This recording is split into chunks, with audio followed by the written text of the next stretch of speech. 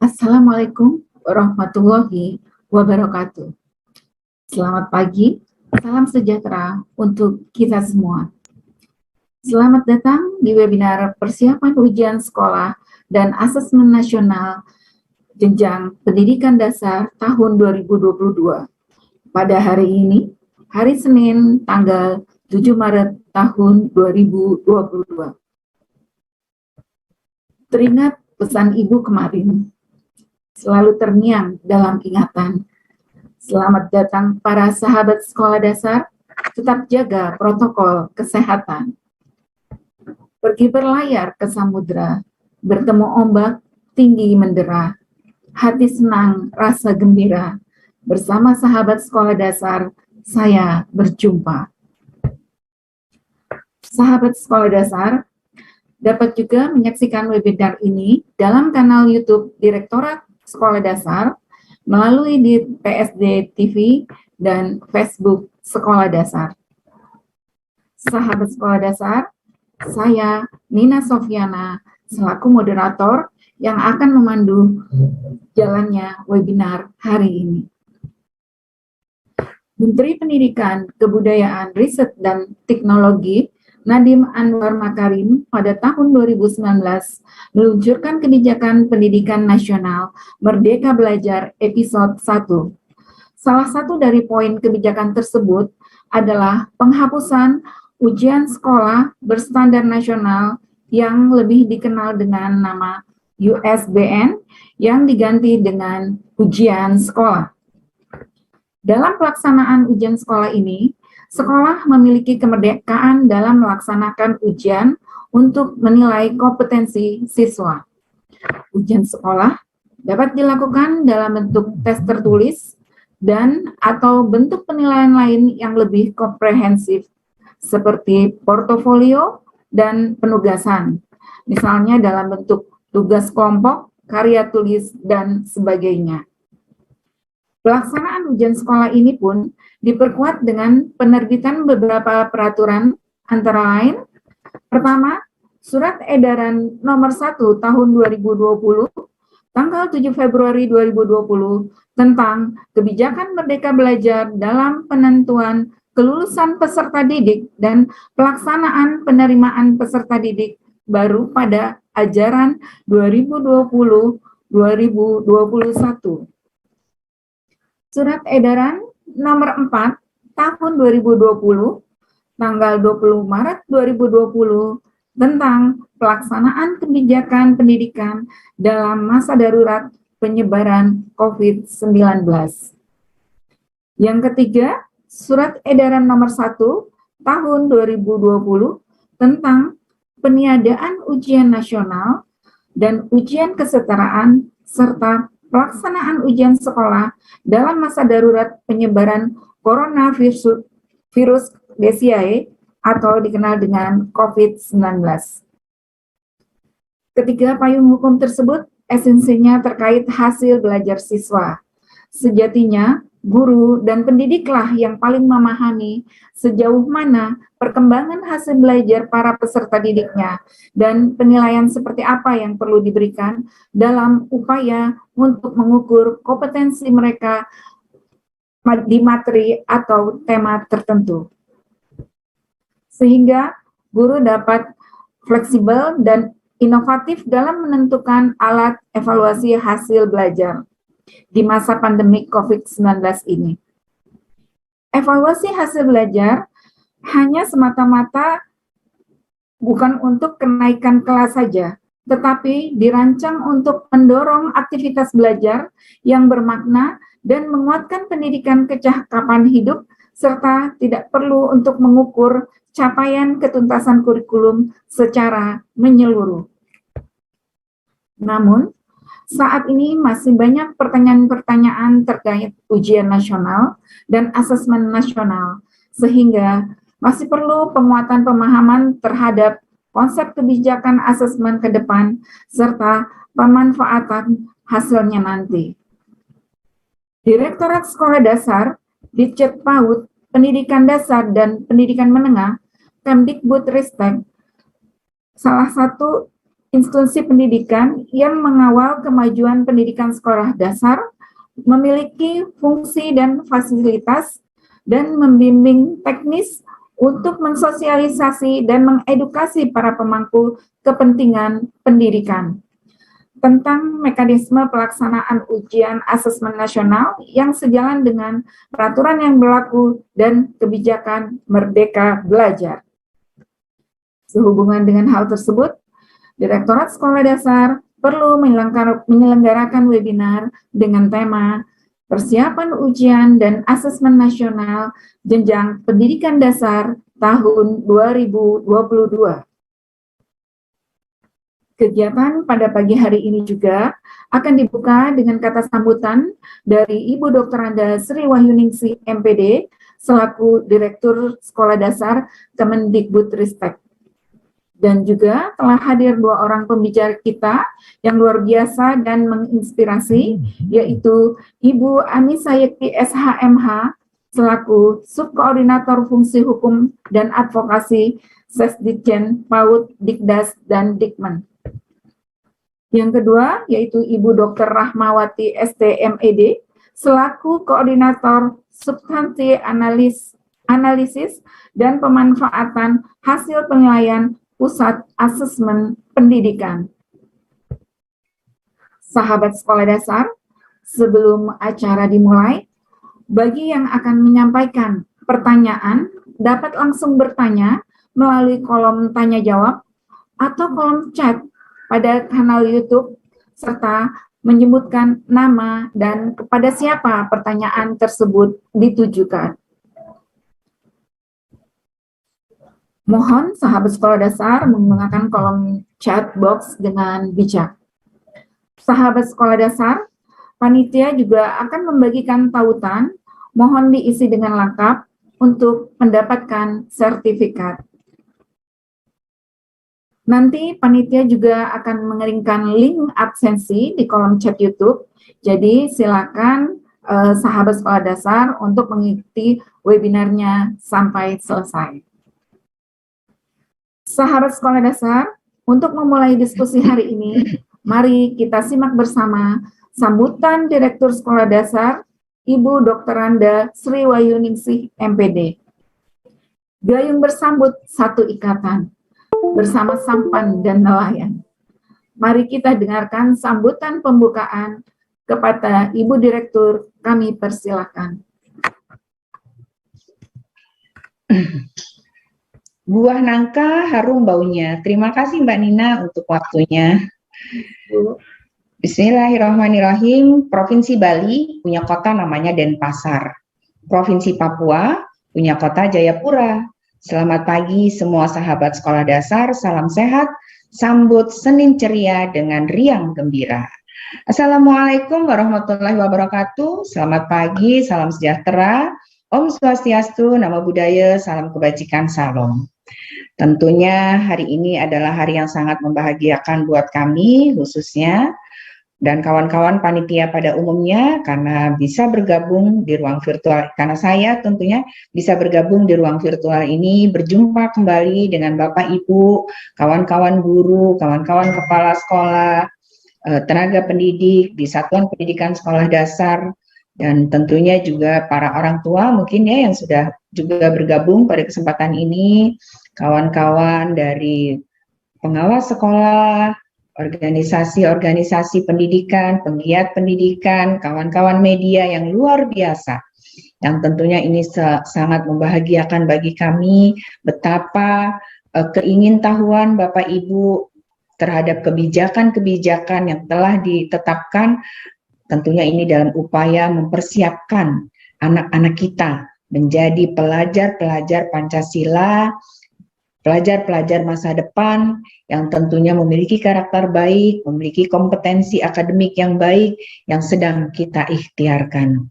Terima kasih juga khususnya kepada kawan-kawan saya ini, para narasumber yang alhamdulillah juga sudah bergabung di ruang virtual.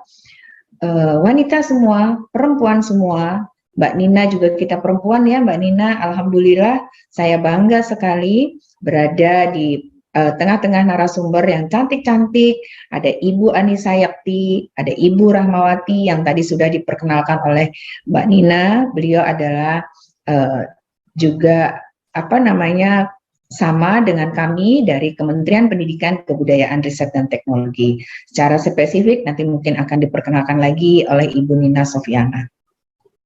Bapak dan Ibu sekalian, hadirin yang sangat saya banggakan. Saya tentunya juga berdoa untuk Bapak Ibu semua, pejuang-pejuang pendidikan di garda terdepan yang sedang mendorong peningkatan kualitas pendidikan secara bertahap dari waktu ke waktu. Di tengah keadaan kondisi pandemi yang saat ini belum berakhir, kami menyadari ini bukan hal yang mudah buat Bapak dan Ibu. Bapak dan Ibu guru khususnya, juga para orang tua pada umumnya, penggiat-penggiat pendidikan yang selalu membersamai anak-anak kita belajar di era merdeka belajar. Bapak dan Ibu sekalian, pandemi belum berakhir. Namun sekali lagi kita tetap harus beradaptasi dengan kondisi pandemi. Penerapan protokol kesehatan dimanapun kita berada tetap harus ditingkatkan. Mohon bantuan kawan-kawan guru di satuan pendidikan memberdayakan keberadaan UKS untuk melaksanakan pemantauan pelaksanaan PTM di era pandemi ini, agar anak-anak kita, warga sekolah, Bapak Ibu guru, tenaga pendidikan, warga sekitar sekolah semua aman dari terpaparnya virus COVID-19. Dan jangan lupa, mari kita dorong terus tenaga-tenaga kesehatan, penggerak-penggerak percepatan vaksinasi agar anak-anak kita, masyarakat sekitar pun dapat memperoleh vaksinasi untuk mendorong peningkatan ketahanan tubuh melawan virus khususnya COVID-19 di era pandemi ini. Bapak dan Ibu sekalian, kembali ke era merdeka belajar. Bapak Ibu masih ingat beberapa waktu lalu Mas Nadiem Anwar Makarim, Menteri Pendidikan, Kebudayaan, Riset, dan Teknologi telah mengeluarkan kebijakan Merdeka Belajar. Merdeka belajar, belajar bisa di mana saja, kapan saja, dan dengan siapa saja. Di era digital ini tentunya kita selalu mengupayakan transformasi layanan pendidikan dengan menggunakan kemajuan teknologi digital. Tentunya kami melalui berbagai platform hadir di antara Bapak dan Ibu sekalian, membersamai satuan pendidikan, berupaya meningkatkan kualitas pendidikan. Bapak dan Ibu sekalian, kehadiran kawan-kawan narasumber, panitia menyiapkan webinar kali ini tentunya merespon dari keingintahuan satuan pendidikan, warga sekolah, para orang tua, dampak dari Merdeka Belajar terhadap ujian sekolah maupun asesmen nasional. Sebagaimana judul webinar hari ini, persiapan ujian sekolah dan asesmen nasional jenjang pendidikan khususnya sekolah dasar. Untuk sekolah dasar, kita tidak lagi ada ujian nasional atau ujian sekolah berstandar nasional, ya, yang beberapa semenjak 2020 ya kita sudah tiadakan, dan kita 2021 kemarin telah melaksanakan asesmen nasional. Alhamdulillah, terima kasih banyak, apresiasi kepada seluruh satuan pendidikan, kawan-kawan dinas pendidikan kabupaten kota yang telah selesai menyelenggarakan, mengikuti agenda asesmen nasional. Namun, ternyata hasil asesmen nasional ini yang akan dijadikan sebagai profil, bagian dari profil pendidikan, baik satuan pendidikan maupun pemerintah daerah, tentunya masih diperlukan kelengkapan data dari pelaksanaan asesmen nasional. Sekali lagi apresiasi sekolah dasar, alhamdulillah di tengah keterbatasan, di tengah kemampuan menggunakan fasilitas TIK untuk melaksanakan AN, ketidakberdayaan karena sekolah harus harus menyediakan fasilitas karena alasan masalah demografi, belum memiliki, namun luar biasa semangat dan peran kawan-kawan guru di bawah koordinasi Dinas Pendidikan, juga kawan-kawan UPT, Kementerian Pendidikan yang selalu bergotong royong mensukseskan pelaksanaan asesmen nasional. Namun masih ada satuan pendidikan yang belum bisa mengikuti asesmen nasional karena berbagai alasan. Nah, pada kesempatan ini nanti narasumber juga akan menyampaikan seperti apa sekolah yang belum melaksanakan asesmen nasional dan bagaimana kita dapat mengikuti susulannya. Walaupun tadi di awal sudah ada video singkat yang menjelaskan bagaimana kita bisa mengikuti susulan asesmen nasional. Hasil asesmen nasional ini menjadi bagian dari rapot pendidikan yang dalam waktu dekat akan disampaikan oleh Mas Menteri, dan tentunya ini menjadi bagian dari kualitas menjadi menjadi pertanggungjawaban kita kepada satuan pendidikan terhadap kualitas pendidikan itu sendiri.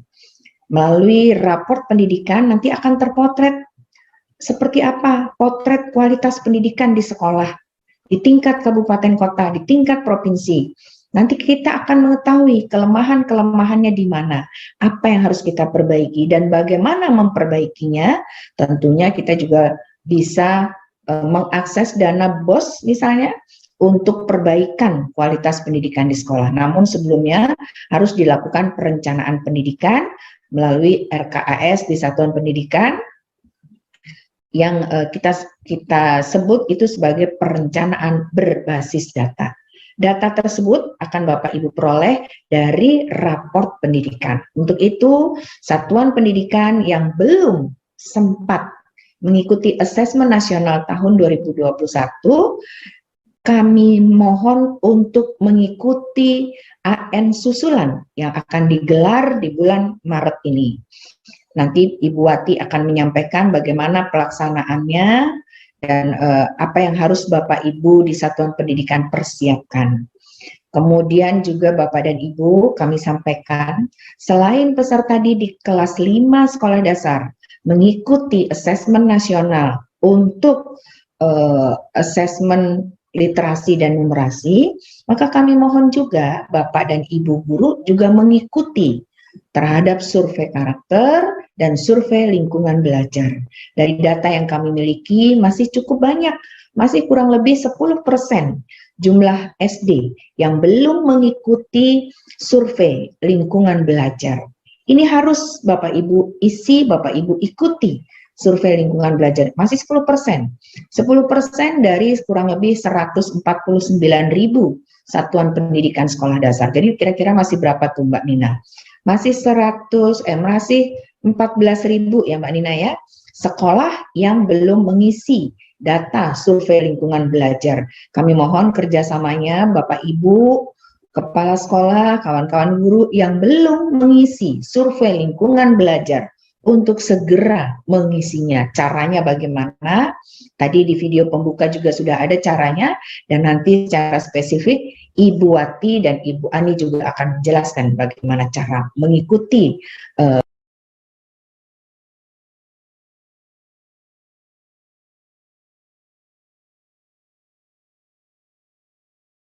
survei lingkungan belajar. Mengapa? Karena data ini penting. Rapot pendidikan Bapak dan Ibu di sekolah maupun di pemerintah daerah nanti tidak akan sempurna kalau sekolah belum mengisi kewajiban dari rangkaian asesmen nasional yang sudah kami persiapkan.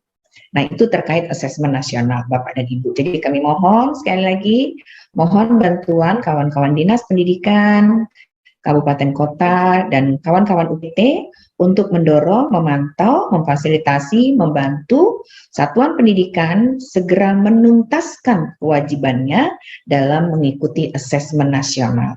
Walaupun AN ini bukan UN, tapi AN ini merupakan modal bagi kita semua, modal bagi satuan pendidikan untuk memperbaiki kualitas pendidikan di sekolah.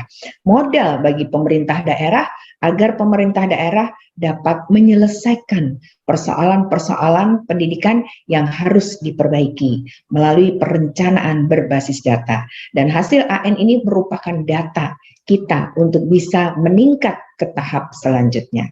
Kemudian Bapak dan Ibu sekalian, kami juga merespon terhadap beragam dari banyaknya pertanyaan tentang ujian sekolah.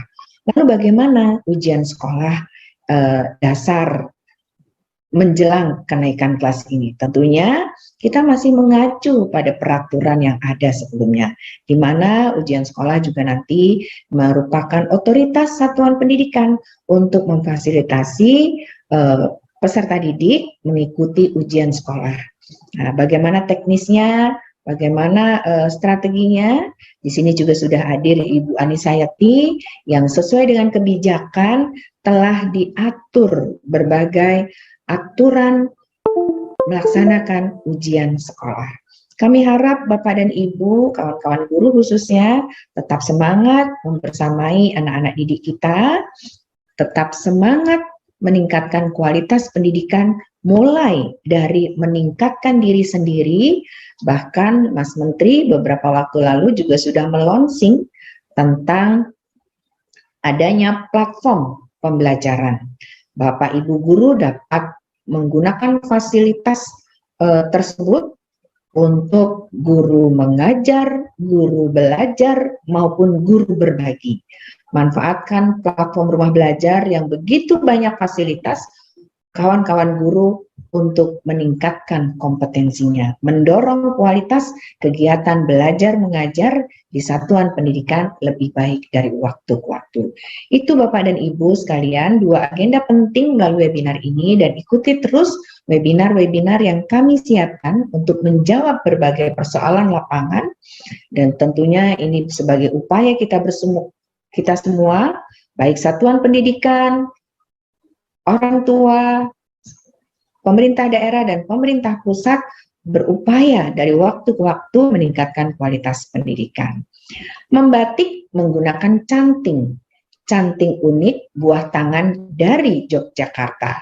Hasil AN menjadi data penting, untuk itu mari berkontribusi untuk memberikan kelengkapan data. Jadi Bapak Ibu sekali lagi, perhatikan betul agenda webinar kali ini agar kita bisa mempersiapkan kualitas pendidikan lebih baik. Karena hasil AN merupakan data terpenting untuk satuan pendidikan maupun pemerintah daerah dapat melakukan perencanaan pendidikan ke depan. Mungkin itu Mbak Nina yang bisa saya sampaikan, dan terakhir saya akan akhiri dengan pantun. Merdeka belajar adalah kebijakan. Kebijakan transformasi melahirkan pelajar Pancasila. Mari kita tetap semangat majukan pendidikan, insya Allah menjadi ladang pahala. Burung Cendrawasih dari Irian, terima kasih, cukup sekian. Saya kembalikan ke Mbak Nina, sehat terus, semangat terus Bapak Ibu peserta webinar semuanya. Semoga kita dapat serentak bergerak memajukan pendidikan Indonesia. Wabillahi taufiq wal hidayah. Wassalamualaikum warahmatullahi wabarakatuh. Selamat berwebinar. Saya kembalikan ke Mbak Nina Sofiana sebagai pemandu acara. Terima kasih.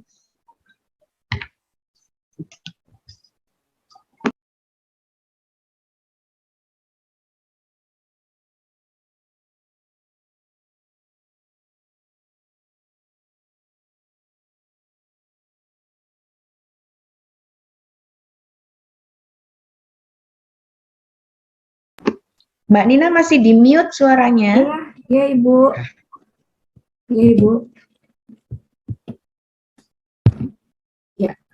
Terima kasih Ibu Direktur atas sambutannya sekaligus membuka acara webinar pagi ini.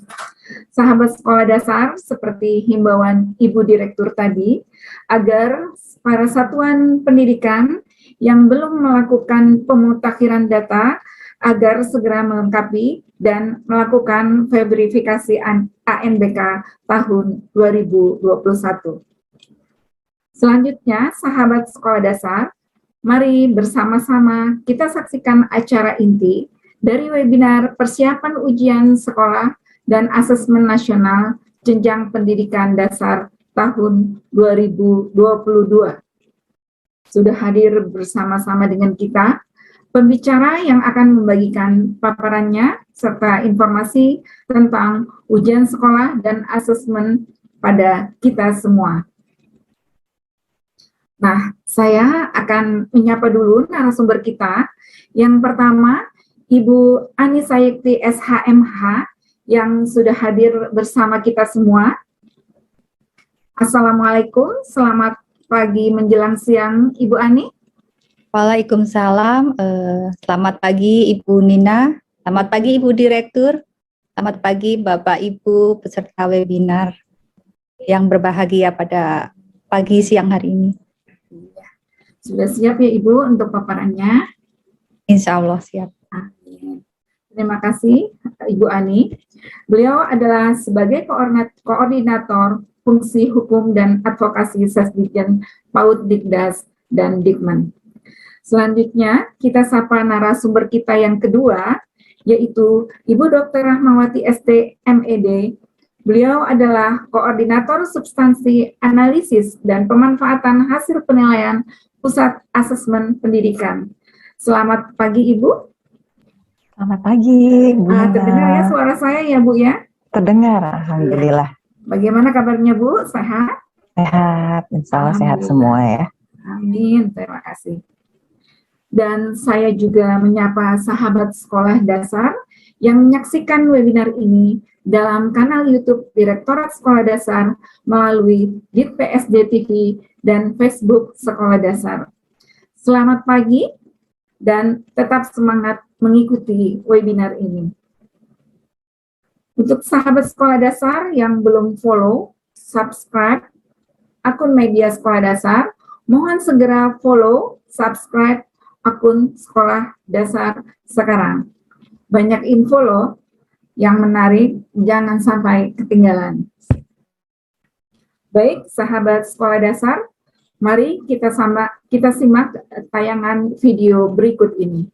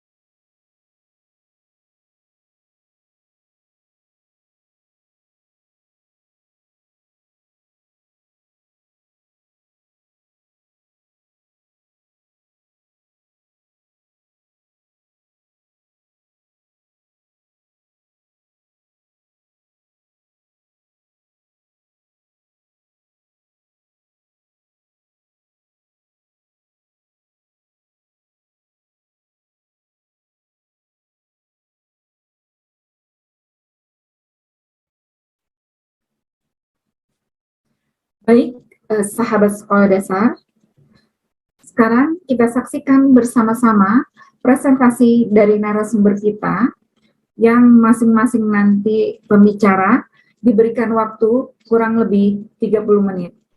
Kemudian setelah selesai, baru kita simak masuk ke sesi tanya-jawab. Sahabat sekolah dasar, untuk paparan sesi pertama akan disampaikan oleh Ibu Ani Sayekti SHMA, dengan materi yang akan disampaikan adalah Kebijakan Ujian Sekolah dan Asesmen Nasional tahun 2022. Kepada Ibu Ani, kami persilakan. Selamat pagi, terima kasih Ibu Nina Sofiana. Terima kasih Ibu Direktur. Selamat pagi Bapak Ibu peserta webinar persiapan ujian sekolah dan asesmen nasional jenjang pendidikan dasar tahun 2022. Baiklah Bapak Ibu semua, semoga Bapak Ibu dalam keadaan sehat dan berbahagia. Pada pagi hari ini kita akan bersama-sama di webinar ini dari pagi sampai siang hari ini nanti. Baiklah, mohon untuk di-share screen paparannya.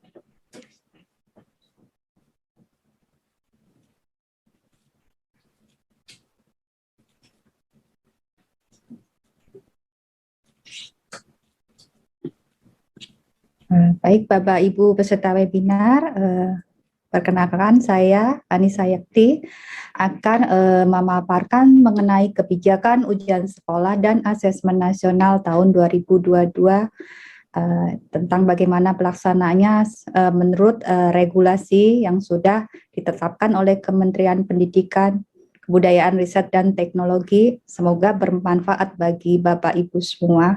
Yang saya dengar di sini dihadiri oleh para guru, kepala sekolah, pengawas, maupun dari unsur masyarakat. Baiklah, kita mulai paparannya. Jadi yang akan saya bahas di sini mengenai latar belakang kebijakan itu ada, terus mengenai evaluasi sistem pendidikan, dan bagaimana kebijakan asesmen nasional 2022 dan kebijakan terbaru tentang ujian sekolah di tahun 2022 serta diakhiri dengan simpulan. Lanjut. Jadi Bapak Ibu, latar belakang adanya kebijakan tentang peniadaan UN itu dimulai dengan adanya kebijakan pemerintah untuk menekan penyebaran virus COVID-19 yang semakin meningkat di tahun 2021, maka Kemendikbudristek melakukan langkah-langkah responsif untuk mengutamakan keselamatan dan kesehatan lahir batin bagi peserta didik, pendidik, tenaga kependidikan dengan menerbitkan SE nomor 1 tahun 2021 yang diantaranya memuat hal-hal sebagai berikut. Yang pertama, ujian nasional atau yang kita kenal dengan UN dan ujian kesetaraan tahun 2021 ditiadakan. Yang kedua, UN dan ujian kesetaraan tidak menjadi syarat kelulusan atau seleksi masuk ke jenjang pendidikan yang lebih tinggi. Yang ketiga, peserta didik dinyatakan lulus dari satuan atau program pendidikan setelah A. menyelesaikan program pembelajaran di masa pandemi COVID-19 yang dibuktikan dengan raport tiap semester. Yang kedua, memperoleh nilai sikap atau perilaku minimal baik. Dan yang ketiga, mengikuti ujian yang diselenggarakan oleh satuan pendidikan. Lanjut. Kemudian dengan penerbitan SE nomor 1 tahun 2021 itu, maka UN sebagai bentuk evaluasi sistem pendidikan ditiadakan. Hal ini sejalan dengan kebijakan pemerintah dengan menerbitkan PP nomor 57 tahun 2021 tentang Standar Nasional Pendidikan yang menyebutkan bahwa evaluasi sistem pendidikan dilaksanakan dalam dua bentuk. Yang pertama adalah asesmen nasional atau yang Bapak Ibu kenal dengan AN. Yang kedua dengan analisis data satuan pendidikan pendidik, tenaga kependidikan, dan pemerintah daerah. Yang hal ini tertuang di dalam pasal 46 ayat 3 PP nomor 57 tahun 2021 mengenai standar nasional pendidikan. Lanjut. Selanjutnya di dalam pasal 46, 48 dan 49 dalam PP Standar Nasional Pendidikan tersebut, kita mengenal ada evaluasi sistem pendidikan yang dilakukan oleh ada 3 unsur, yaitu oleh pemerintah pusat, oleh pemerintah daerah, ataupun lembaga mandiri.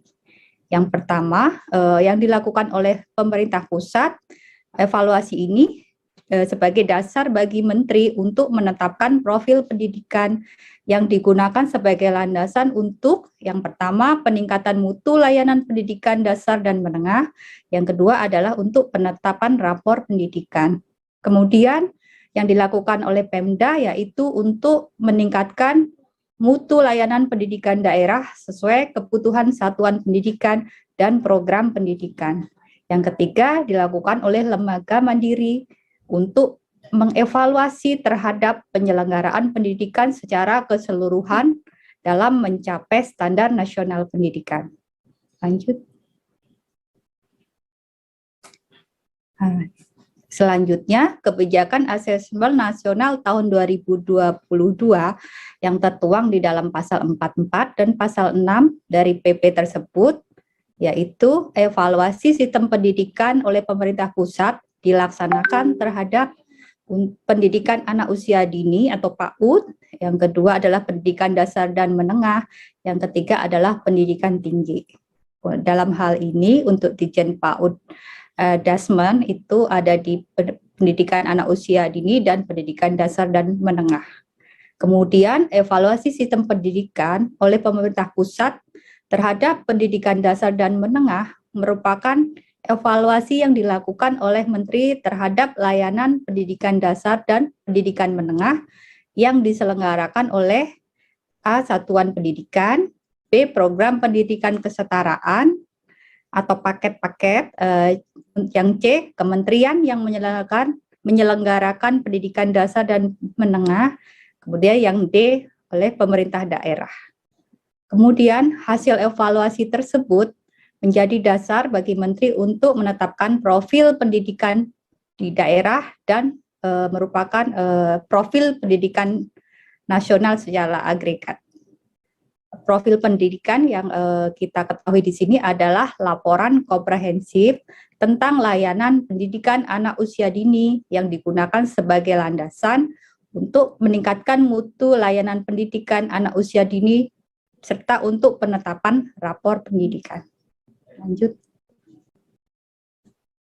Kemudian kita beranjak ke kebijakan ujian sekolah di tahun 2022, seperti yang di tahun sebelumnya 2021 di saat jeda waktu 2021 sebelum muncul PP Standar Nasional Pendidikan ini, Kemendikbud sudah menerbitkan SE nomor 1 tahun 2021 itu sebagai jeda atau jembatan terhadap aturan mengenai peniadaan UN dan ujian sekolah. Untuk tahun ini kita sudah mengacu kepada PP tentang Standar Nasional Pendidikan yang ada di pasal 48 ayat 1, 2, dan 3, yaitu yang pertama, evaluasi sistem pendidikan oleh pemerintah daerah dilaksanakan terhadap A. Pendidikan anak usia dini dan B. Pendidikan dasar dan menengah. Yang kedua, evaluasi sistem pendidikan oleh pemerintah daerah merupakan evaluasi terhadap kinerja satuan pendidikan dan program pendidikan sesuai dengan kewenangannya.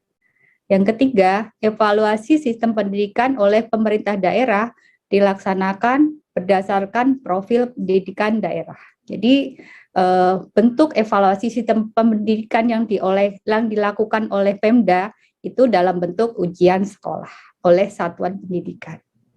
Lanjut. Jadi di sini di dalam Permendikbud nomor 43 tahun 2019 tentang penyelenggaraan ujian yang diselenggarakan oleh Satuan Pendidikan dan Ujian Nasional. Akan tetapi pasal-pasal yang mengenai ujian nasional itu sudah tidak berlaku. Kita masih memberlakukan mengenai ujian sekolah di sini masih tetap hidup pasal-pasalnya, yaitu ujian sekolah adalah ujian yang diselenggarakan oleh Satuan Pendidikan yang merupakan penilaian hasil belajar oleh Satuan Pendidikan yang bertujuan untuk menilai pencapaian standar kompetensi lulusan untuk semua mata pelajaran. Sedangkan bentuk ujian yang diselenggarakan oleh Satuan Pendidikan berupa A. Portofolio, B. Penugasan, C. Tes tertulis, dan atau D. Bentuk kegiatan lain yang ditetapkan Satuan Pendidikan sesuai dengan kompetensi yang diukur berdasarkan standar nasional pendidikan. Jadi yang tertuang di dalam SE tahun 2021 itu adalah mengambil dari Permendikbud 43 tahun 2019. Dan pada semester ganjil dan atau semester genap pada akhir jenjang dengan mempertimbangkan capaian standar kompetensi lulusan. Lanjut. Dan selanjutnya untuk ujian sekolah itu kita lihat di dalam Permendikbud 43 tahun 2019 itu ada ketentuannya siapa peserta ujian sekolah. Peserta ujian sekolah yaitu adalah peserta didik pada akhir jenjang. Dan persyaratannya adalah A. telah berada pada tahun terakhir di masing-masing jenjang atau program paket kesetaraan, dan B. memiliki laporan lengkap penilaian hasil belajar seluruh program pembelajaran yang telah ditempuh pada jenjang pendidikan tersebut. Untuk kelulusan bagi peserta didik jenjang SD, yaitu peserta didik dinyatakan lulus dari satuan program pendidikan apabila A. menyelesaikan seluruh program pembelajaran, B. memperoleh nilai sikap atau perilaku minimal baik, dan C. mengikuti ujian yang diselenggarakan oleh Satuan Pendidikan. Untuk kelulusan peserta didik ditetapkan oleh satuan atau program pendidikan yang bersangkutan. Dan penyelesaian seluruh program pembelajaran untuk peserta didik sekolah dasar atau madrasah ibtidaiyah atau sekolah dasar teologi Kristen dan sekolah dasar luar biasa apabila telah menyelesaikan pembelajaran dari kelas 1 sampai kelas 6. Kemudian ada kewajiban bagi satuan pendidikan yang diwajibkan di dalam Permendikbud 43 tahun 2019 ini untuk menyampaikan nilai ujian yang diselenggarakan oleh satuan pendidikan dan nilai rapor kepada kementerian melalui data pokok pendidikan untuk kepentingan peningkatan dan pemerataan mutu pendidikan. Ini adalah pesan bagi Bapak Ibu Kepala Sekolah jenjang SD. Lanjut. Dari materi yang saya bawakan ini, saya simpulkan bahwa yang pertama, penyempurnaan pengaturan mengenai evaluasi memisahkan secara lebih tegas antara evaluasi terhadap hasil belajar peserta didik dan evaluasi terhadap sistem pendidikan. Dan yang kedua, sejalan dengan Undang-Undang Nomor 20 Tahun 2003 tentang Sistem Pendidikan Nasional, evaluasi terhadap hasil belajar peserta didik merupakan kewenangan dan tugas pendidik. Yang ketiga, peran pemerintah pusat dan pemerintah daerah adalah melakukan evaluasi terhadap sistem pendidikan untuk memantau kemajuan dan kesenjangan di dalam sistem, serta melaporkan hasil evaluasi tersebut sebagai bentuk akuntabilitas publik. Dalam hal ini, pemerintah pusat dan pemerintah daerah juga dibantu oleh lembaga mandiri untuk melakukan telaah kritis dan objektif. Demikian Bapak Ibu yang bisa saya sampaikan. Terima kasih atas perhatiannya. Semoga bermanfaat untuk informasi bagi Bapak Ibu semua dalam rangka menjelang persiapan untuk pelaksanaan ujian sekolah dan asesmen nasional. Kurang lebihnya mohon maaf apabila ada kekurangan maupun kekhilafan dalam penyampaian materi ini. Nanti yang kemudian selanjutnya akan dilanjutkan lebih mendalam mengenai teknisnya terkait dengan AN maupun ujian sekolah oleh narasumber dari Pusmendik Ibu Dr. Rahmawati. Terima kasih. Wassalamualaikum warahmatullahi wabarakatuh. Sekian Ibu Sofiana, saya kembalikan waktunya.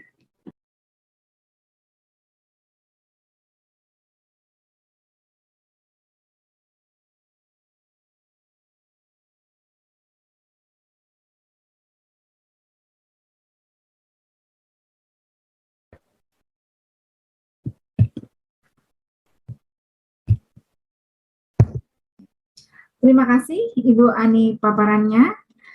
Sangat memberikan pencerahan sekali karena informasi terkait dengan ujian sekolah dan asesmen nasional jenjang pendidikan dasar ini sangat ditunggu-tunggu sekali oleh sahabat sekolah dasar. Mari sahabat sekolah dasar kita simak video berikut ini.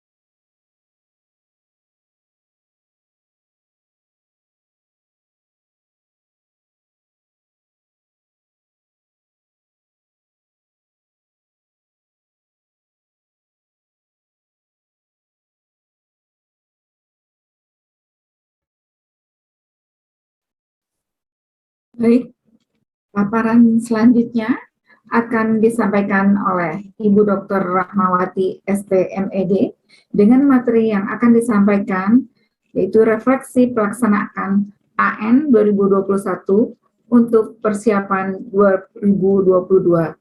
Kepada Ibu Rahmawati, kami persilakan. Terima kasih Ibu Nina. Selamat pagi Bapak Ibu semua. Assalamualaikum warahmatullahi wabarakatuh. Tadi sebelum sesi paparan saya sudah diputarkan kembali untuk kali yang ketiga mengenai verifikasi dan pendataan peserta, baik itu guru, kepala sekolah maupun murid AN 2021 yang datanya belum lengkap dan diberikan lagi kesempatan untuk pengerjaan kembali pengisian ulang sampai dengan 24 Maret 2022. Jadi di pagi hari ini mungkin saya ingin lebih bercerita kepada Bapak Ibu semua secara narasi keseharian gitu ya. Kenapa kok Kemendikbud kekeh banget, istilah orang Sunda mah ya, kekeh merekeh gitu. Udah dikerjakan, masih kurang, diminta menambahkan. Yang belum sama sekali ditawarkan kembali, ayo ikut, ayo ikut, ayo ikut. Kenapa sebenarnya, mengapa itu menjadi sangat penting? Bukan hanya untuk kami, tetapi terutama untuk Bapak Ibu semua di satuan pendidikan. Saya mohon dibantu share screen.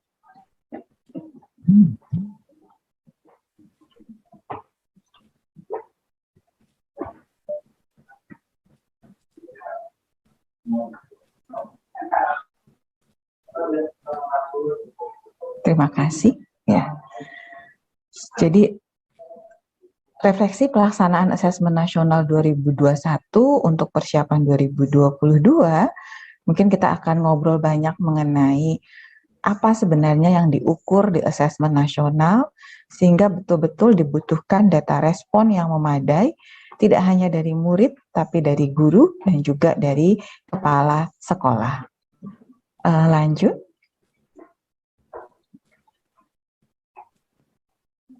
Kan kita bisa dari ilustrasi ini. Jadi ini ilustrasi perumahan gitu ya, Bapak Ibu bisa melihat yang ada di ilustrasi ini, perumahan ini bentuk rumahnya persis sama, warna catnya sama, kemudian luas areanya per rumah juga sama gitu. Tetapi bukan hal yang aneh Bapak Ibu, kalau kita membicarakan tentang suatu sistem pendidikan, khususnya ini misalnya pendidikan rumah gitu ya, pendidikan di orang tua, dari setiap rumah ini akan keluar anak-anak yang berbeda kompetensi maupun karakternya. Dalam satu rumah aja kompetensi dan karakter anaknya beda-beda. Tetapi yang menarik adalah ada kemungkinan satu rumah, anak-anak anggota keluarga di rumah tersebut kompetensinya memang lebih baik, karakternya lebih baik dibandingkan satu rumah misalnya yang tetangga yang lainnya. Sehingga kita butuh pertanyaan gitu ya, akan timbul di pertanyaan kita. Ada apa ya dengan keluarga di rumah itu? Kok bisa anak-anaknya ada 3 anak, semuanya pinter-pinter, tapi juga ramah-ramah, sopan-sopan, karakternya baik. Dan sebaliknya kita juga bertanya, ada apa ya dengan rumah yang lain ya? Rumahnya persis sama, tapi kok anak-anaknya ada 2 orang, dua-duanya tuh kelihatan suka bolos, kemudian kalau lewat depan rumah kebut-kebutan pakai motor, nggak pakai menyapa gitu. Nah, ini adalah ilustrasi mengenai perubahan terbesar di asesmen nasional. Selama ini kita terpaku, yang kita nilai itu adalah kompetensi dan kompetensi siswanya aja. Jadi kita cuma tahu bahwa oh siswa dari sekolah ini pinter-pinter, dari sekolah sana kurang pinter, dari sekolah yang ini ketinggalan jauh banget. Tapi kita tidak melihat secara utuh. Di sekolahan ini kenapa siswanya pinter-pinter ya? Di sekolah yang sana kenapa siswa-siswanya kurang pinter ya? Apalagi di zaman sekarang itu tadi yang namanya anak dari suatu keluarga nggak cukup pinter doang, nggak cukup kompeten doang, ada karakter yang sangat penting. Itulah mengapa di asesmen nasional dilakukan pengukuran atau istilah sekarang itu pemotretan gitu ya, dipotret yang paling utuh di mana dilihat kompetensinya, karakternya, tapi yang lebih penting lagi adalah pertanyaan besar yang harus dijawab. Kenapa kok pinter-pinter? Kenapa kok karakternya baik-baik? Sedangkan di sekolah yang lain, kok secara umum kompetensinya kurang, karakternya juga kurang baik. Nah, dari ilustrasi inilah saya mencoba menceritakan kepada Bapak Ibu, apakah kerangka konseptual dari asesmen nasional. Lanjut. Ini. Jadi selama ini kita terkungkung dengan hasil belajar. Nilai murid, nilai murid, nilai murid, rata nilai murid, prestasi murid. Jadi hanya tentang muridnya. Padahal tidak mungkin hal itu adalah ujuk-ujuk gitu. Jadi jangan sampai kita mengatakan bahwa kenapa ya kok sekolah tersebut muridnya jago-jago. Ya alhamdulillah aja jago-jago. Gurunya ngapain aja? Enggak tahu. Kepala sekolahnya ngapain aja? Enggak tahu gitu. Itu yang istilahnya ujuk-ujuk jago. Yang diperlukan untuk memperbaiki suatu sistem pendidikan, mengevaluasi sistem pendidikan secara utuh, kita paham betul gurunya ngapain, kepala sekolahnya ngapain, itu yang disebut di sini sebagai praktek guru dan kepala sekolah, apa yang dilakukan oleh guru dan kepala sekolah. Tapi jangan salah, customer kita, user kita itu adalah murid. Bisa jadi gurunya udah jumpalitan, kepala sekolahnya sudah merasa sangat sempurna melakukan berbagai program dan kebijakan, belum tentu itu dirasakan sama oleh murid. Jadi kita perlu ada langkah untuk mengukur apakah benar yang diniatkan baik oleh guru, oleh kepala sekolah, yang diupayakan dengan beragam cara, itu juga dirasakan oleh murid sebagai customer kita. Kalau sampai murid tidak merasakan, ya jangan heran kalau hasil belajarnya kemudian kurang. Jadi 3 rangkaian besar inilah yang coba dipotret melalui asesmen nasional. Apa yang dilakukan oleh guru kepala sekolah, apa yang dirasakan oleh murid, dan bagaimanakah hasil belajarnya. Nah, secara lebih mendetil, unsur apa saja, aspek apa saja yang ada di 3 komponen ini, kita lihat di slide berikutnya.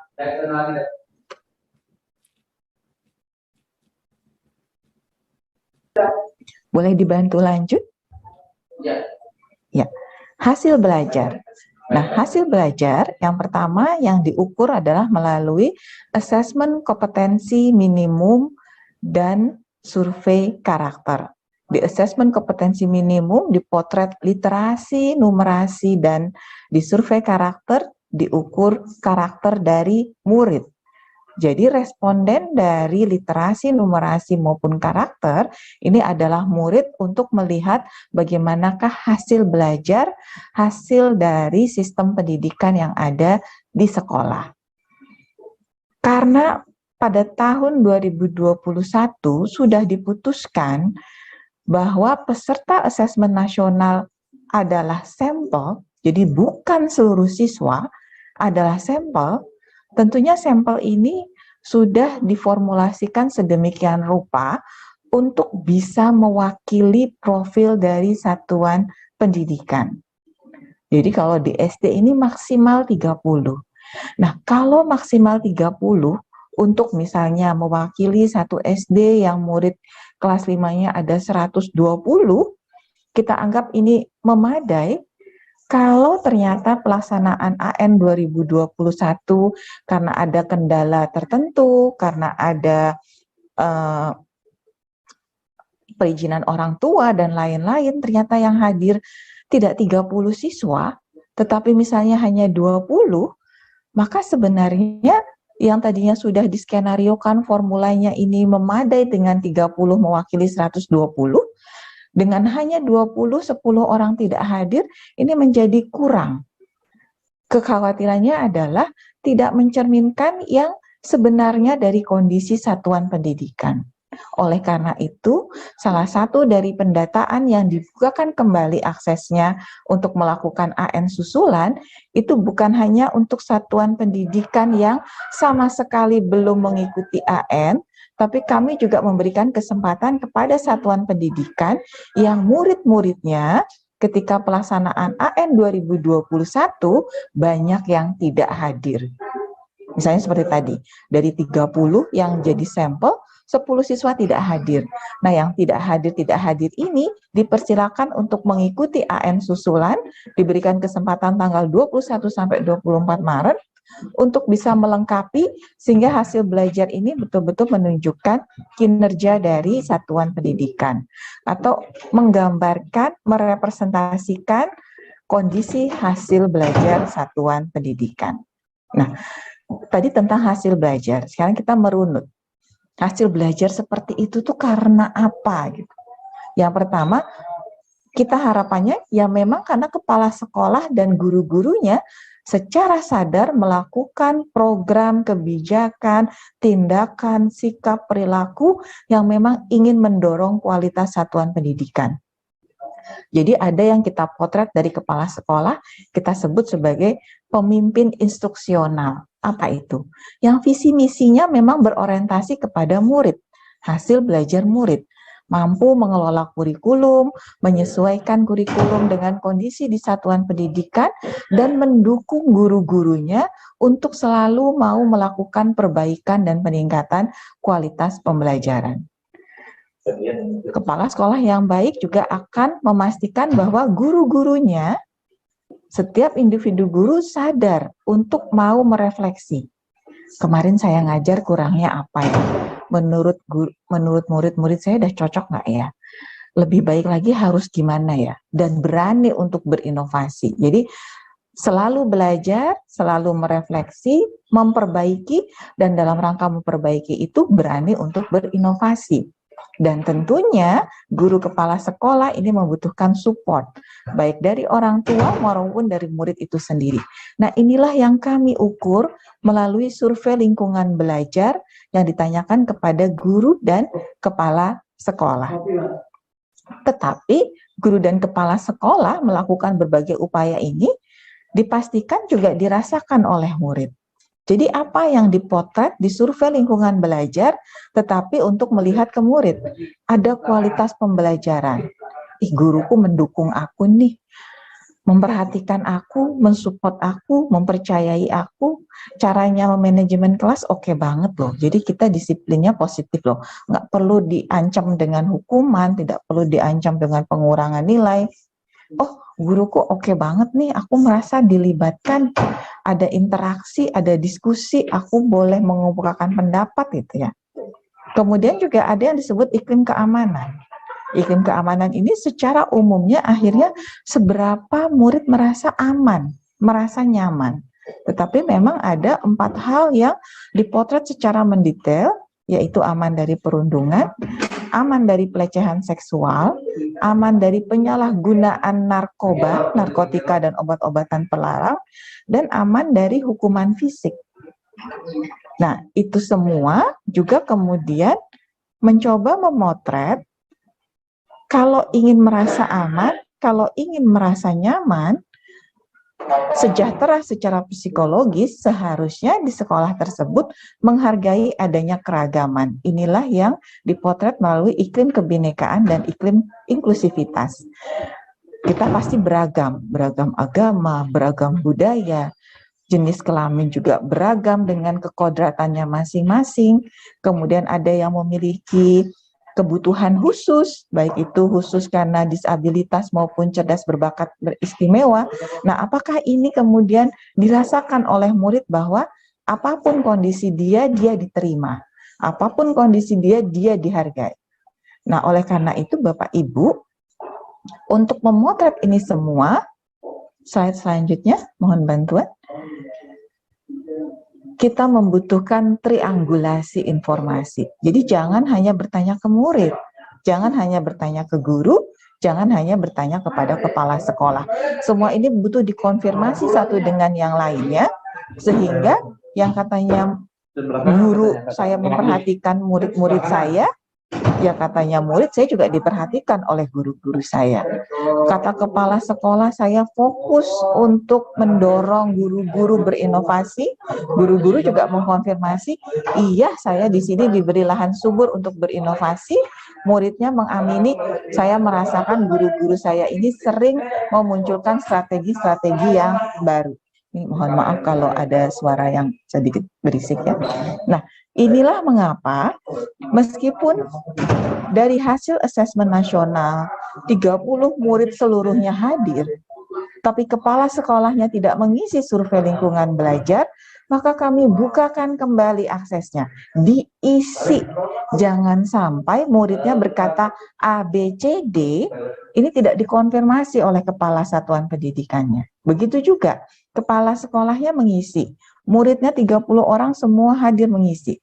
Tapi kalau guru yang mengisi survei lingkungan belajar hanya ada 3 orang, padahal total guru di sekolah itu ada 35, kami bukakan kembali aksesnya karena apa? Karena kami ingin triangulasi ini terjadi secara komprehensif dan lengkap, saling menguatkan satu dengan lainnya. Jadi mohon kepada pemirsa sekalian, Bapak Ibu, pastikan kesempatan melakukan verifikasi data, kelengkapan data ini dimanfaatkan sebaik-baiknya, diberikan sampai tanggal 24 Maret agar triangulasi ini terjadi. Jadi Bapak Ibu tidak lagi bertanya-tanya, kenapa ya? Apa yang salah dengan sekolah saya ya? Apa yang perlu ditingkatkan ya? Apakah betul murid-murid menilai kinerja saya baik? Apakah betul murid-murid pada akhirnya merasa senang di sekolah, cocok dengan cara mengajar saya?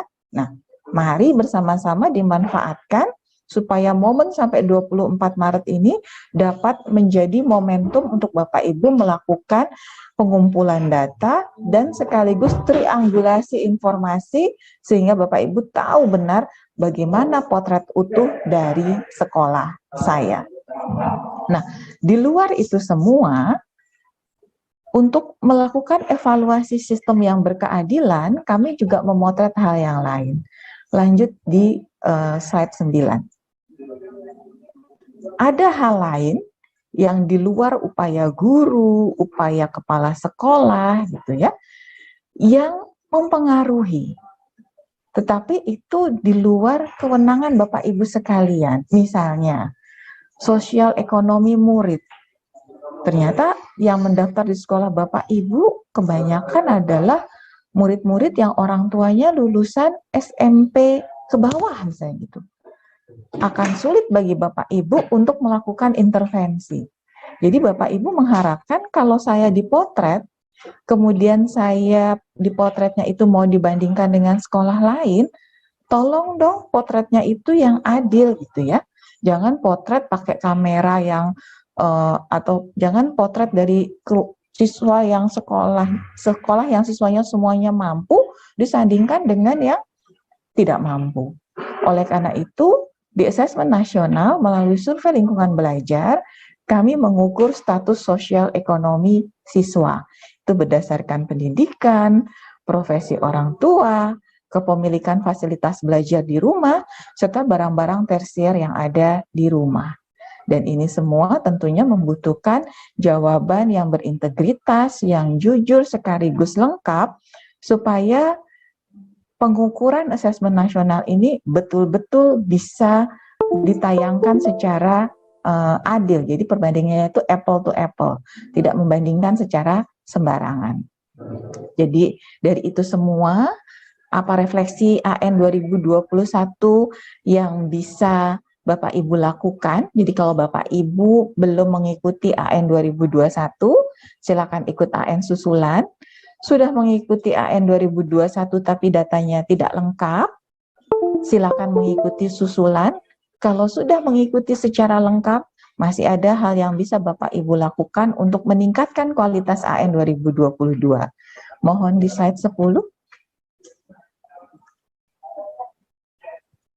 Jadi yang pertama, nanti Bapak Ibu akan mendapatkan profil satuan pendidikan. Tadi sudah disampaikan oleh Bu Direktur ya. Capaian sekolahnya seperti apa, kondisi iklim sekolahnya bagaimana. Ini semua tidak akan menjadi sesuatu kalau Bapak Ibu tidak menindaklanjuti menjadi perencanaan berbasis data. Jadi yang pertama yang sangat perlu disiapkan adalah tidak serta-merta menyiapkan 2022, tapi mencermati hasil 2021, dilakukan penggalian informasi, dan kemudian dilakukan perencanaan untuk melakukan perbaikan-perbaikan. Kemudian dari segi infrastruktur, ini hal yang klise tapi menjadi sangat penting, baik untuk AN susulan maupun AN 2022, kira-kira dicermati, direfleksi, moda dan status seperti apakah yang paling sesuai dengan kondisi sekolah saya. Ya. Kemudian kesiapan teknis dari murid. Ini kayaknya sepele, tapi murid SD ini tidak semuanya atau dibandingkan dengan kakak-kakaknya di SMP, SMA, SMK, tentunya proporsi yang perlu mengenal gawai, mengenal komputer, laptop, menggunakan mouse, mengoperasikan keyboard ini membutuhkan perhatian lebih. Jadi silahkan melakukan simulasi, baik secara mandiri melalui web Pusat Asesmen Pendidikan Ayo Coba AKM, maupun secara terpusat mengikuti jadwal simulasi dari Panitia AN Nasional. Nah, ini yang sering terabaikan. Karena sangat fokus mempersiapkan murid, gitu ya, Bapak Ibu lupa bahwa Bapak Ibu guru dan kepala sekolah merupakan komponen dan elemen yang sangat penting dari hasil AN. Jadi yang pertama, kepada petugas operator Dapodik, pastikan update ini tidak hanya update data murid, tapi juga update data guru dan kepala sekolah. Kemudian, meskipun akses untuk mengisi survei lingkungan belajar ini dibuka selama 24 jam full untuk beberapa hari, dan bisa mengerjakannya melalui komputer, laptop, tablet, maupun gawai, ada baiknya kalau Bapak Ibu merasa ada nih guru-guru yang agak kesulitan, tidak terbiasa mengisi angket online dan lain-lain, maka dijadwalkan mencoba bersama-sama mengisi beberapa pertanyaan, terjadwal di sekolah bersama-sama, ada yang mampu mendampingi untuk memitigasi kalau ada kendala teknis. Nah, kemudian kalau ini sudah dilakukan, sudah siap secara teknis, pastikan kualitas respon jawaban, baik respon murid, guru, maupun kepala sekolah ini terjaga dengan baik. Adanya pengawasan silang antar sekolah, begitu ya. Kemudian pengawasan yang kita minta untuk aktif bertanya kepada murid, terutama murid untuk mengisi angket, survei, karena tidak jarang murid kita di SD kelas 5 ini belum pernah mengisi survei. Jadi pastikan murid paham barang-barang yang dimiliki di rumah. Rumahnya siapa nih? Rumah kakeknya, rumah neneknya, rumah orang tuanya, begitu ya. Ini butuh pengawalan. Dan secara aktif kami menyediakan website berupa dashboard yang dapat memantau setiap satuan pendidikan seperti apa kelengkapan pengisiannya, guru mana yang belum mengisi sampai akhir, seperti itu. Nah, dengan selalu komitmen menjaga kelengkapan maupun kualitas pengisian, insya Allah Bapak Ibu sekalian akan mendapatkan informasi yang berguna untuk sekolah Bapak Ibu sekalian, sehingga bisa mengetahui apakah saya sudah melakukan dengan benar, apakah yang saya lakukan dirasakan oleh murid saya, dan apakah itu semua akhirnya berdampak kepada hasil belajar murid, baik itu kompetensi maupun karakter murid-murid di sekolah Bapak Ibu sekalian. Itu akhir dari sharing saya di siang hari ini. Saya kembalikan kepada Ibu Nina. Terima kasih.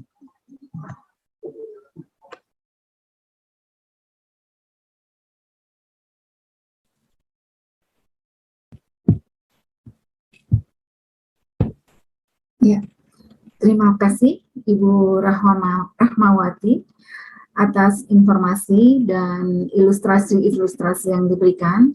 Semoga informasi yang diterima oleh sahabat sekolah dasar menjadi lebih paham terkait ujian sekolah dan asesmen nasional.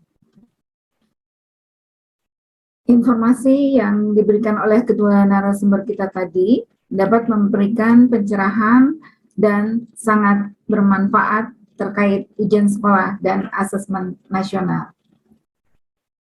Tentunya sahabat sekolah dasar sudah tidak sabar lagi ingin menanyakan hal-hal terkait dengan ujian sekolah dan asesmen nasional. Kita langsung saja masuk ke sesi tanya jawab, namun sebelumnya kita saksikan video berikut ini.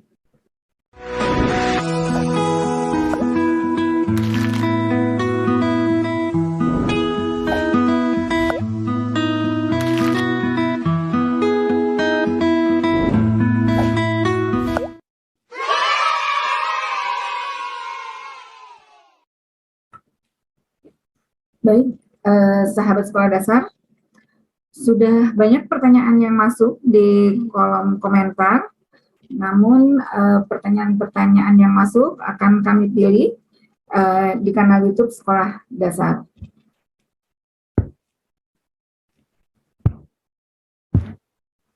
Pertanyaan pertama yaitu ditujukan untuk Ibu Ani Sayekti, yaitu dari SDN nomor 42/7, Kecamatan Bastang, asal Sorowangun, Jambi.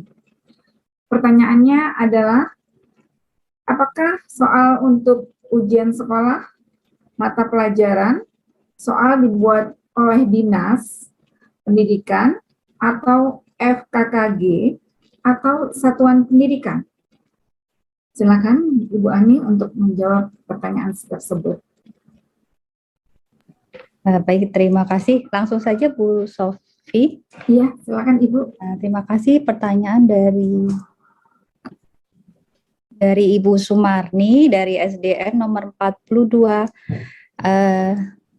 _7 Kecamatan Batang dari Sarolangun, Jambi, yang bertanya apakah soal ujian sekolah mata pelajaran dibuat oleh Dinas, FKKG atau Satuan Pendidikan.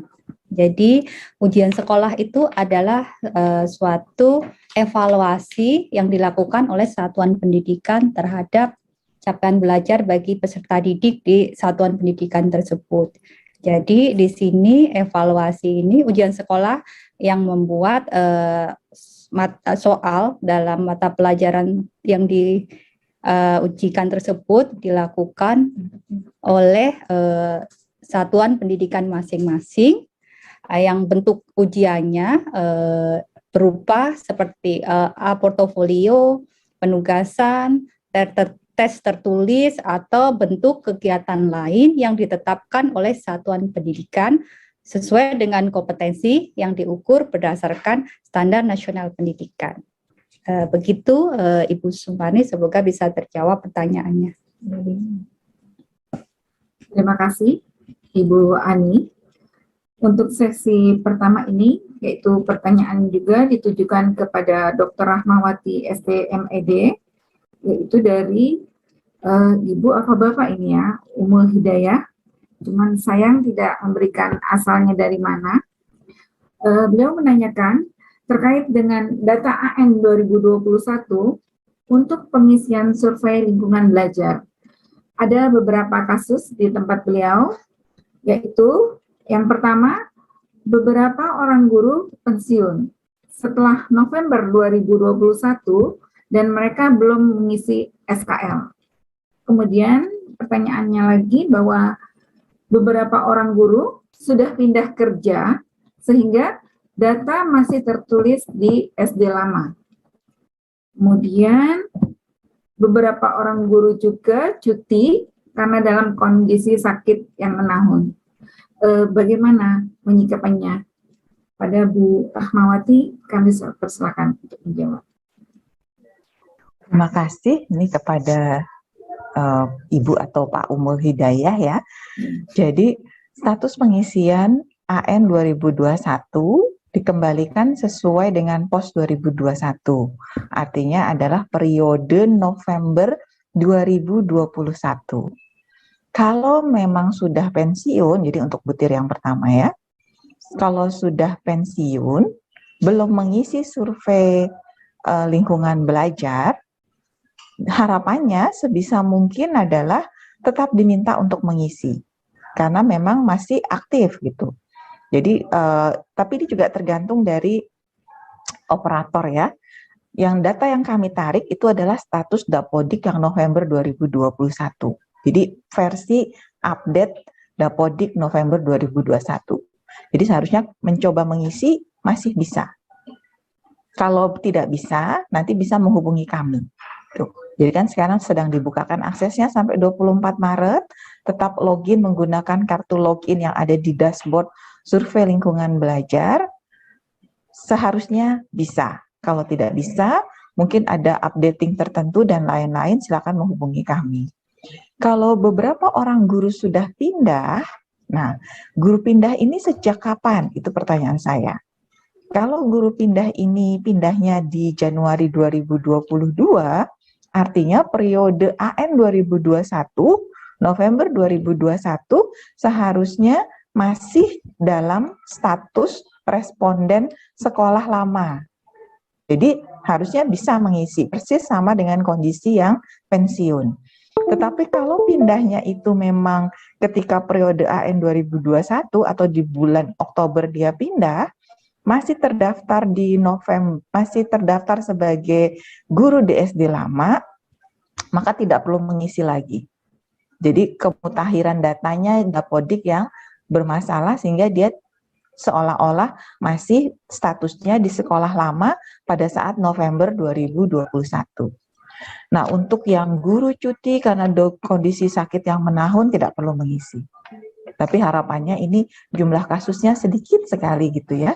Sehingga secara umum jumlah yang mengisi secara lengkap ini sangat memadai untuk menceritakan bagaimana iklim sekolah dari Bapak Ibu Ummul Hidayah. Demikian Bu Nina. Ya, terima kasih Bu Rahmawati. Terkait dengan pertanyaan ujian sekolah dan asesmen nasional ini sudah banyak sekali yang masuk. Kita buka sesi kedua yang ditujukan kepada Ibu Anissa Yekti, yaitu dari Bapak Agus Riyadi SPD dari SDN Bendungan Semarang. Beliau menanyakan, setelah adanya pembelajaran PTM, apakah di SD untuk kelas 6 perlu dilaksanakan ujian sekolah? Bentuk ujian sekolah di tahun 2022. Silakan Bu Ani untuk menjawab pertanyaan tersebut.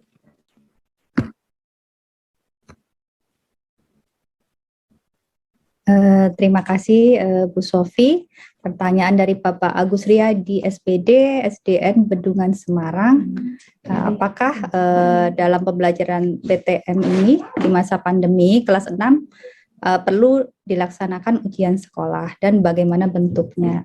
Tadi saya sudah sempat menjelaskan bentuk ujian sekolah itu berupa portofolio, penugasan, tes tertulis atau bentuk kegiatan lain yang ditetapkan oleh satuan pendidikan sesuai dengan kompetensi yang diukur berdasarkan standar nasional pendidikan. Mengenai apakah perlu dilakukan atau tidak, tentunya kita harus mengikuti kebijakan pemerintah, yaitu tetap dilakukan ujian sekolah dengan melakukan tes baik secara luring ataupun daring. Dan yang menetapkan luring atau daring tersebut adalah satuan pendidikan yang bersangkutan disesuaikan dengan kondisi pandemi yang ada di masing-masing daerah. Jadi sudah jelas ya Bapak Ibu, tetap dilaksanakan ujian sekolah, akan tetapi kita tetap memperhatikan kesehatan, keselamatan bagi peserta didik, tenaga pendidik, guru, dan semua warga sekolah selama masa pandemi ini. Jadi pelaksanaannya boleh disesuaikan dengan mengingat keselamatan dan kesehatan seluruh warga sekolah. Begitu. Terima kasih. Terima kasih Bu Ani. Izin Bu Dina, saya boleh melengkapi enggak? Oh boleh, silakan. Menambahkan ya. Ya, silakan Ibu. Monggo Bu Rahmawati. Dari sudut asesmennya, karena saya kebetulan dari pusat asesmen pendidikan ya. Jadi sebenarnya Bapak Ibu sekalian saat ini diberikan kepercayaan yang luar biasa untuk mengukur hasil belajar murid. Jadi evaluasi hasil belajar itu tidak lagi dilakukannya oleh pemerintah, tapi oleh Bapak Ibu guru sekalian. Makanya penyelenggara ujian sekolah ya sekolah masing-masing. Tadi juga disebutkan oleh Bu Ani, bentuknya apa? Portofolio boleh, tertulis boleh, tidak tertulis boleh. Artinya yang praktek juga bisa dan segala macam. Itu menunjukkan bahwa pemerintah percaya penuh pada Bapak Ibu guru sekalian. Kenapa? Karena misalnya saya sekarang dari sudut pandang sebagai orang tua siswa SD kelas 6. Bisa jadi anak saya secara karakter karena sudah lama PJJ gitu ya, nggak pernah PTM, jadi pemalu. Jadi kalau misalnya udah gitu sudah mulai distract fokusnya, karena sudah terbiasa dengan HP dan lain-lain. Kalau bayangan Bapak Ibu, ujian sekolah itu seperti suasana ujian nasional, murid datang, kemudian duduk, dikasih soal tertulis, dikasih waktu 2 jam, selesai kumpulkan, artinya kepercayaan yang sudah diberikan, keleluasaan, kemerdekaan kepada Bapak Ibu guru untuk menggunakan format apa yang paling tepat, kapan, dengan cara apa, justru oleh Bapak Ibu jadi dipersempit. Gitu ya. Begitu juga kalau misalnya ternyata amanah yang tadinya diberikan kepada Bapak Ibu guru untuk leluasa melakukan asesmen hasil belajar yang paling sesuai dengan kondisi di sekolah Bapak Ibu sendiri, kemudian akhirnya dibikin kepanitiaan, soalnya dibikinkan dari dinas, di drop-dropin gitu ya ke masing-masing sekolah, atau guru di setiap sekolah diundang, kemudian sama-sama menulis soal, artinya kemerdekaan yang sudah diberikan kepada Bapak Ibu justru oleh Bapak Ibu dipersempit kembali.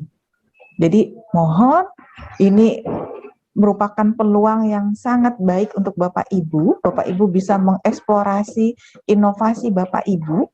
Kayaknya ini kalau untuk mata pelajaran ini lebih cocok saya minta untuk praktek. Sekalian praktek bikin karya tulis kecil-kecilan untuk pembuktian IPA. Sekaligus ada IPS-nya. Itu sangat boleh. Karena dikembalikan dengan surat edarannya menjadi sepenuhnya kewenangan Bapak Ibu di satuan pendidikan. Mungkin itu tambahan dari saya, Bu Nina. Ya, baik Ibu Rahmawati, terima kasih.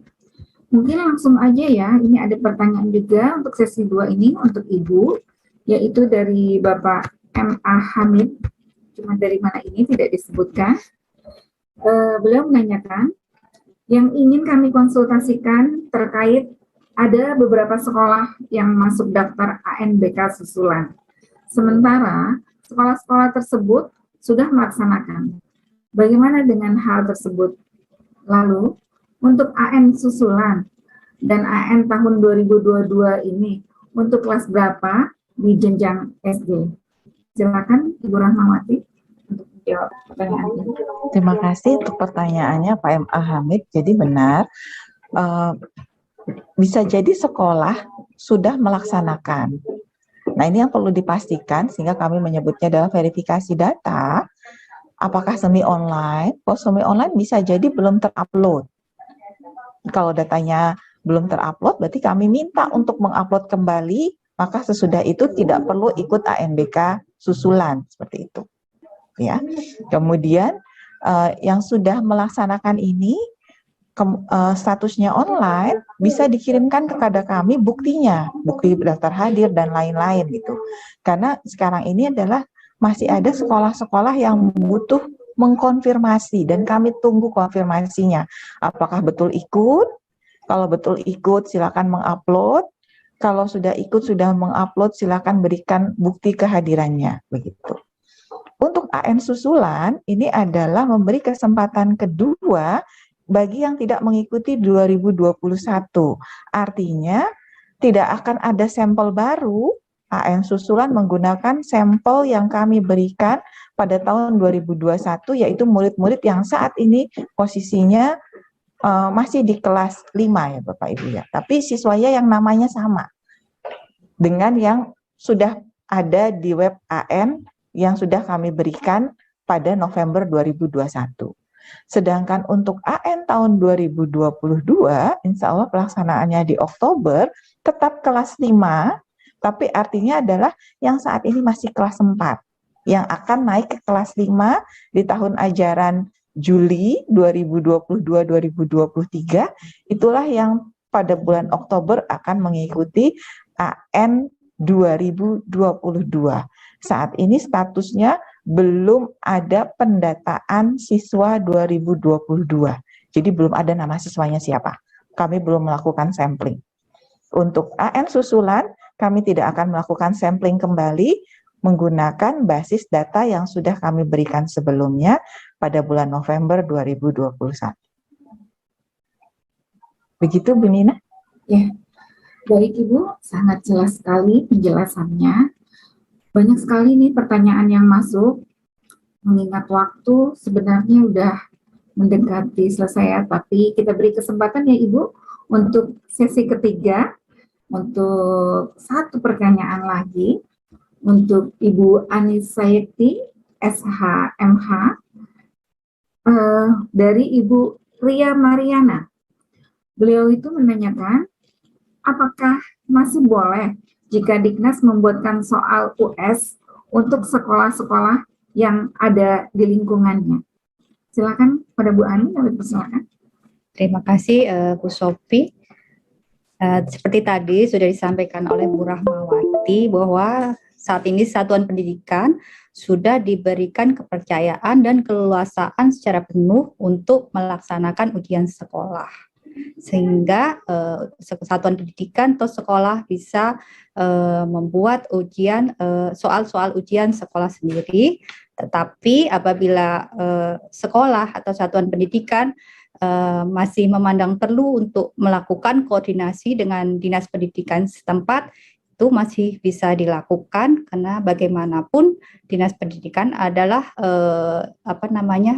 yang mempunyai kewenangan untuk melakukan pembinaan di daerah setempat. Jadi sekolah masih bisa berkoordinasi dengan dinas setempat bagaimana teknisnya untuk menyusun soal-soal ujian sekolah. Apakah dengan bersama-sama melalui forum KKS atau forum-forum yang lain, begitu Ibu Ria Mariana, karena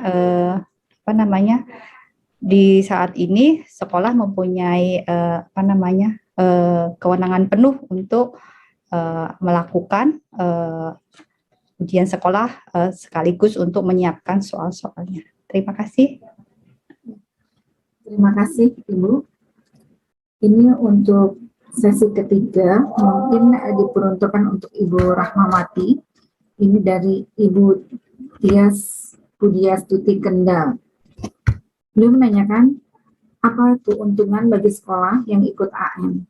Bagaimana tindak lanjut yang harus dilakukan sekolah terhadap hasil AN ini? Silakan Ibu.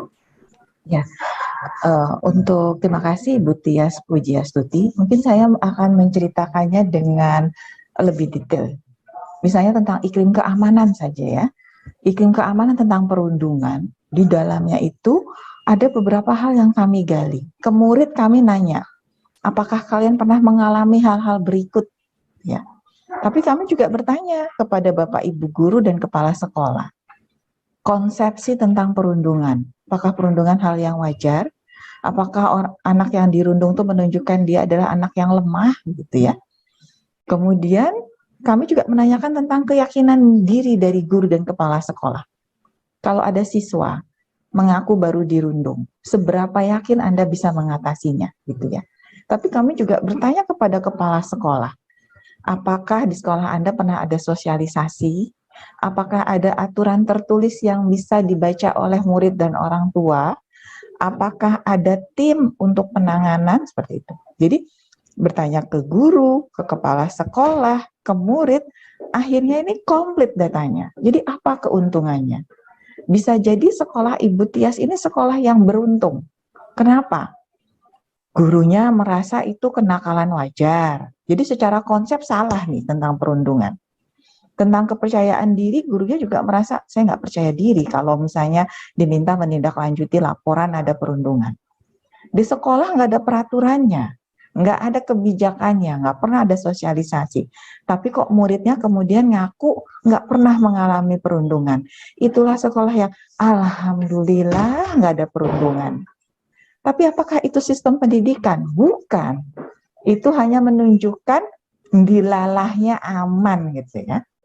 Jadi harapannya dari ikut AN, Bapak Ibu itu akan mendapatkan informasi yang lengkap untuk menjadi satuan pendidikan yang seharusnya. Jangan sampai anak-anak saya ini aman, ya karena alhamdulillah pas aman aja. Gitu.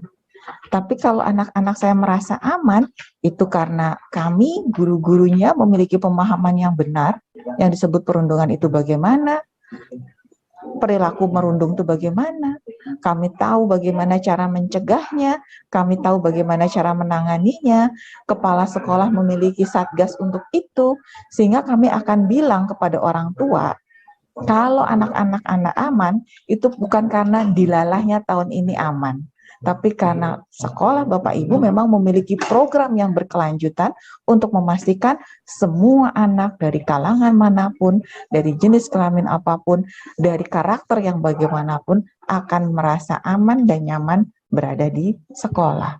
Jadi itu adalah keuntungan bagi sekolah yang ikut AN. Apakah tidak bisa sekolah punya informasi ini kalau tidak ikut AN? Bisa. Tapi Bapak Ibu akan memiliki atau akan menempuh upaya-upaya yang jauh lebih repot. Misalnya, ingin tahu bagaimana tingkat literasi numerasi aja, kami tahu loh, mendapat laporan loh. Banyak sekolah yang dinasnya kerjasama dengan satu instansi atau satu lembaga pendidikan tertentu, sehingga akhirnya melakukan tryout bersamaan. Ternyata bayar. Ini kan tools yang disediakan pemerintah secara gratis. Butuhnya apa? Butuhnya dari Bapak Ibu yaitu niat baik, integritas, kejujuran, dan partisipasi aktif. Menggunakan dana BOS diperbolehkan. Gitu. Jadi sebenarnya bagi kami pemerintah, keuntungan kami itu kami memiliki keuntungan, kami punya data yang komplit, sehingga kami kebijakannya bisa terarah, bisa targeted gitu ya, di wilayah yang mana, sampai ke skop satuan pendidikan itu bisa. Tapi yang lebih penting lagi adalah Bapak Ibu sekalian, untuk Bapak Ibu tahu betul posisi sekarang saya tuh berada di mana. Tanggung jawab saya kepada orang tua untuk memastikan anak-anaknya tidak hanya kompeten dan berkarakter, tapi memiliki iklim sekolah yang baik, seperti apa. Jadi itu sebenarnya keuntungan yang kami harapkan dirasakan, diperoleh dari setiap satuan pendidikan, sehingga ini bukan tentang kami menyelenggarakan AN, tapi tentang Bapak Ibu memerlukan AN untuk mendapatkan informasi yang dapat digunakan oleh Bapak Ibu sekalian untuk mencanangkan berbagai program dan kebijakan yang berbasis pada data. Jadi tidak intuisi belaka. Demikian Bu Nina. Iya. Terima kasih Ibu. Ini kita ada pertanyaan satu untuk Ibu. Kita beri kesempatan dari Ibu Dian Lusmana, instansi PTD SDN Cihuni. Beliau ingin menanyakan pertanyaannya, mau mengisi SLB tapi nggak bisa login. Sudah menggunakan token yang benar, juga bagaimana solusinya? Lalu, apakah di AN susulan nanti kepala sekolah dan guru mengisi SLB lagi? Silakan Ibu menjawab tersebut. Terima kasih Ibu Dian Lusmana. Jadi yang pertama, kalau gagal login, minta untuk operatornya masuk ke dashboard. Jadi ada dua laman ya terkait survei lingkungan belajar. Ada laman untuk pengisian, ada laman untuk manajemen. Laman untuk manajemen ini yang bisa mengakses itu adalah operator atau proktor satuan pendidikan. Kalau masuk ke laman manajemen yang tadi dashboard.surveilingkunganbelajar.kemdikbud.go.id itu bisa mencetak kartu. Jadi Ibu akan mendapatkan kartu untuk bisa login. Misalnya begini, misalnya nomor KTP di KTP saya, NIK saya adalah 12345 gitu. Tapi ternyata tidak update nih di Dapodik. Sehingga nomor KTP saya bukannya 12345, tapi 11111 gitu. Nah, ketika Bapak Ibu Bapak Ibu proktor maupun operator mencetak kartu login, yang akan tertera di kartu login itu bukan NIK yang sebenarnya dari Bapak Ibu, tapi apa adanya yang terdaftar di Dapodik. Jadi insya Allah matching untuk login gitu ya. Itulah kami sebut sebagai kartu login. Bukan kartu data Bapak Ibu, karena bisa jadi yang tertera di kartu login itu belum update, tidak sesuai dengan kondisi sebenarnya data dari Bapak Ibu. Nah, siapakah yang akan ikut mengisi kepala survei lingkungan belajar? Hanya kepala sekolah dan guru yang belum pernah mengisi sama sekali, atau mengisi, tapi mengisinya tidak lengkap semua pertanyaan. Gitu. Bagaimana tahunya? Apakah saya tidak mengisi lengkap?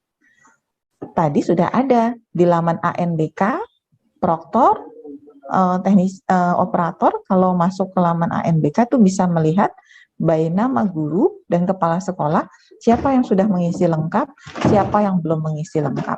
Jadi yang diminta mengisi lagi itu hanya yang sama sekali belum pernah mengisi atau mengisi tetapi tidak komplit sesuai kriteria kami. Itu. Gitu Ibu Nina. Ya, baik. Semoga apa yang diterangkan dan jawaban dari kedua narasumber kita dapat memberi rasa puas untuk sahabat sekolah dasar terkait dengan ujian sekolah dan asesmen nasional ini. Sedikit closing statement dari saya, yaitu evaluasi hasil belajar bukan hanya semata-mata untuk kenaikan kelas saja, tetapi dirancang untuk mendorong aktivitas belajar yang bermakna dan menguatkan pendidikan, kecakapan hidup, serta tidak perlu untuk mengukur capaian ketuntasan kurikulum secara menyeluruh. Baik, Ibu, mengingat waktu yang sudah tinggal sebentar lagi, kami minta dari narasumber untuk masing-masing memberikan closing statement pada kegiatan webinar ini.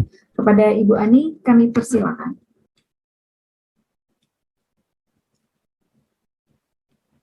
Bu Ani.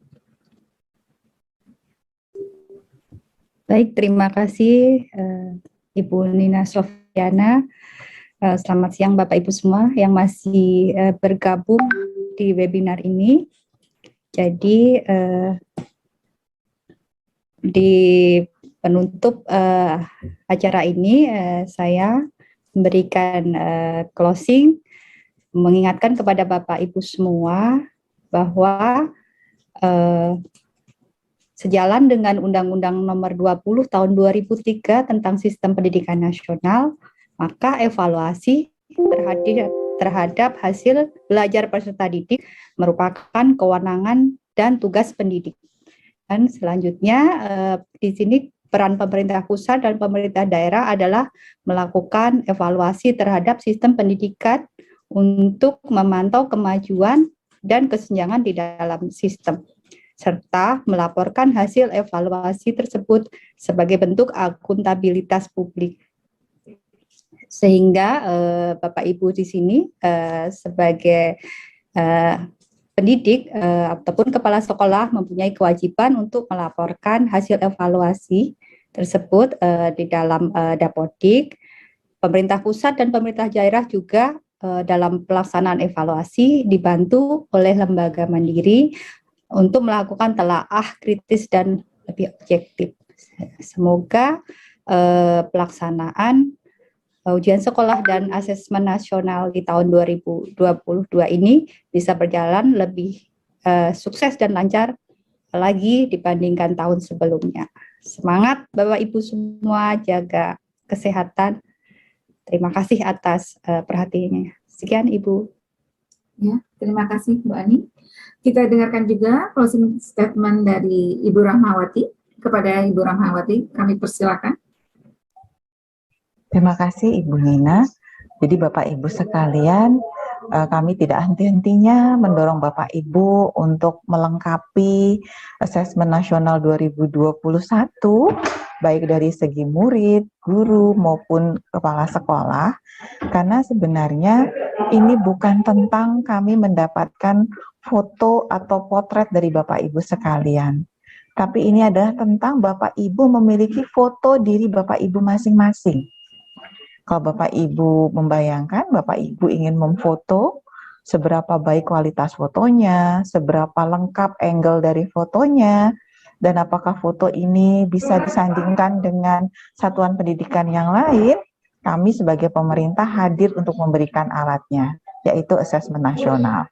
Tetapi hasil dari foto itu sendiri tentunya kami harapkan berguna untuk masing-masing sekolah Bapak Ibu, untuk mengetahui saya sudah baiknya di mana masih jeleknya di mana, hal apa yang perlu diperbaiki kembali. Jadi semangat Bapak Ibu, ini bukan untuk kami di kementerian, tetapi ini semua ditujukan adalah untuk masing-masing satuan pendidikan. Terima kasih Ibu Nina. Terima kasih Bu Rahmawati.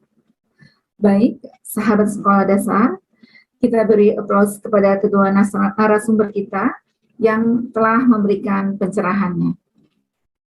Nah, itu tadi sahabat sekolah dasar ulasan pada webinar kita pada hari ini. Terima kasih atas kehadiran sahabat sekolah dasar. Selamat siang saya ucapkan. Sedikit pantun. Alangkah indah si Rama-Rama, terbang tinggi sampai ke kutub. Setelah acara kita lalui bersama, izinkan kami untuk menutup. Terima kasih. Akhirnya, saya Nina Sofiana, selaku moderator kegiatan hari ini, mohon undur diri. Sekali lagi, saya mengucapkan mohon maaf bila ada kesalahan selama menjadi moderator pada sesi diskusi dan sesi tanya-jawab di webinar ini. Jangan lupa jaga prokes. Saya akhiri. Wassalamualaikum warahmatullahi wabarakatuh. Terima kasih.